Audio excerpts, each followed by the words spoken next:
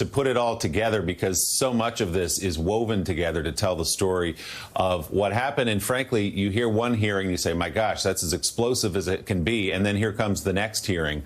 This week it was Cassidy Hutchinson.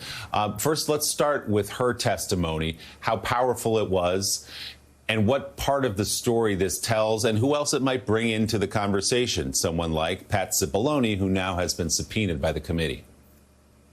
I thought it was extraordinarily powerful, and the main thing it did was take the element of violence, the actual riot on the ground, which we all saw and people might have thought before had happened spontaneously or was a crowd run amok, and it seemed to present it as something that the former president actually wanted and fomented. She also is, as you indicate, Meadows' kind of closest aide, and everything she testifies to involving advance warning of the violence, of knowledge that President Trump is fine, if not eager, to see his vice president harmed, knowledge that if they go down to the Capitol, they'll be guilty of every crime imaginable. She testifies all of that as a 25-year-old aide, which puts tremendous pressure on her boss, Mark Meadows, who so far has been silent. So in addition to the incendiary revelations, it puts specific and intense pressure on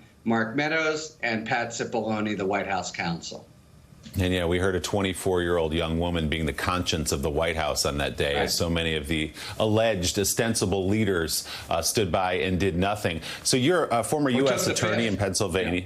Yeah, that's right. You're a former U.S. attorney. Just take a step back for us and let's look at how you think the Department of Justice may be watching all of this. Obviously, Merrick Garland is under intense pressure from Democrats, from Republicans on the committee to say, hey, I hope you're listening to this and listening to what the president did and did not do on the day of January 6th and the days leading up to January 6th. As we take this sort of pause in the hearings, a little break for the 4th of July, and they'll come back in a couple of weeks, where are we, do you believe, in terms of the way this could be prosecuted? Much advanced, because even before Cassidy Hutchinson's testimony, we learned that they had served search warrants, a very big step on both Clark and Eastman. But my sense is this, two points to make. Of course, at the end of the day, there will be things on the other side to think about if you're going to go against the former president. That's point one. But more immediately, there are many actors besides him who could be in the crosshairs. Here's where I am if I'm the Department of Justice. There's been, and you just talked about it up front, pretty strong evidence of obstruction. The facts as sort of teased out, because we haven't had everything, state a case for obstruction much stronger than others that have been convicted. The DOJ hates that kind of crime. I think that they are proceeding methodically, but they may be at the point of really zeroing in on Mark Meadows, who could be the linchpin to everything. Everyone's very eager for them to go quickly. They've already done the biggest investigation of all time with the folks on the ground.